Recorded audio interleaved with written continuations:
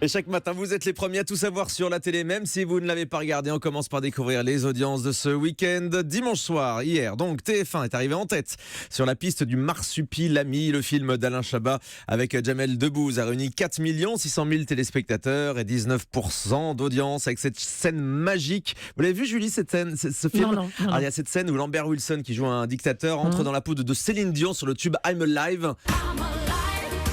Il entre dans la peau de Ah mais Céline. vraiment, c'est un Céline Dion plus vrai que nature. Un Céline Dion avec de la moustache. Rien à voir avec la vraie, évidemment.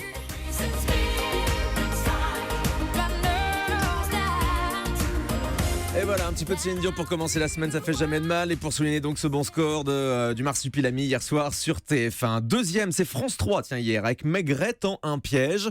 C'est un Maigret un peu spécial puisque c'était un Maigret britannique avec dans le rôle de Maigret, Rowan Atkinson qui interprétait le personnage de Mr Bean. C'est un bon score pour la 3 400 000 téléspectateurs et 13,3% d'audience. France 3 bat France 2 qui proposait le film français Potiche de François Ozon avec Catherine Deneuve et Gérard Depardieu. Très beau casting, 3 millions de téléspectateurs et 12,1% d'audience. Un petit coup d'œil sur les autres chaînes avec 2 chaînes qui dépassent le million. France 5 tout d'abord, très haut score pour les documentaires consommation du dimanche soir. 1,5 million de téléspectateurs, un documentaire sur le pain, judicieusement intitulé Notre pain est-il dans le pétrin?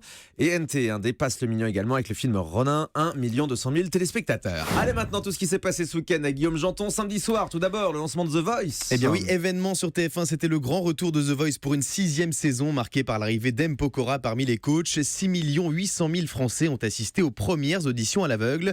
Alors c'est un très bon score pour la une, malgré une baisse de 500 000 téléspectateurs sur un an.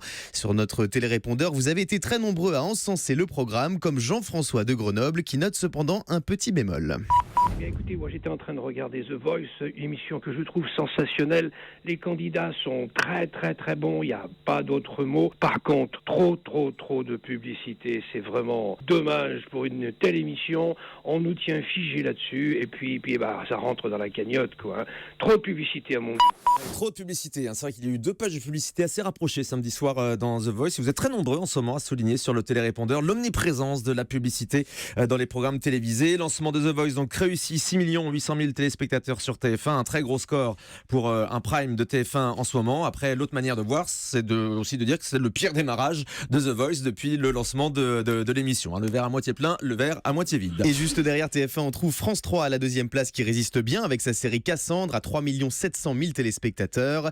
Et puis M6 est 3e, vous étiez 2 200 000 à suivre les aventures des enquêteurs d'NCIS Los Angeles. Bon, voilà, et France 2 relégué donc à la 4e place samedi soir, ça c'est dur. Vendredi, TF1 était en difficulté. Et oui, France 2 est leader avec le téléfilm La tueuse de Caméléon, suivi par 4 300 000 téléspectateurs. Juste derrière, on trouve donc TF1 battu par France 2 avec le grand blind test de Laurence Boccolini qui a diverti 3 350 000 mélomanes en prime time.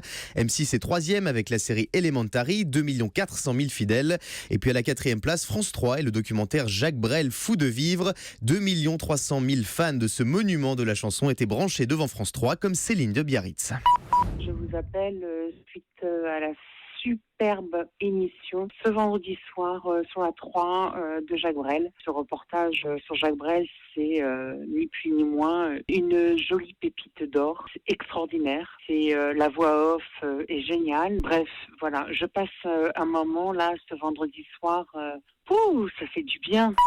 On a reçu de très nombreux messages sur ce documentaire consacré à Jacques Brel sur France 3. C'est l'occasion de entendre les plus grands tubes de Jacques Brel. Dans le port d'Amsterdam, il y a des marins qui chantent, les rêves qui hantent au large d'amour. Bon, c'est beau, mais je préférais Céline Dion pour commencer la semaine.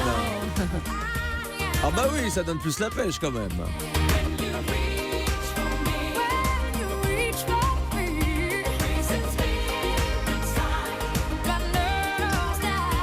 I'm Alive. Merci beaucoup Guillaume, vous restez dans les parages pour votre journal des médias tout à l'heure à 9h30. Merci bien d'être avec nous sur Europe 1. C'est toujours les vacances cette semaine. Il y a 2 zones en vacances, je crois. Il y a la zone A qui commence et puis c'est la seconde semaine pour la zone B. Et la zone C qui reprend, comme vous Julie, vous reprenez aujourd'hui. Voilà. Vous m'avez manqué la semaine dernière, vous savez.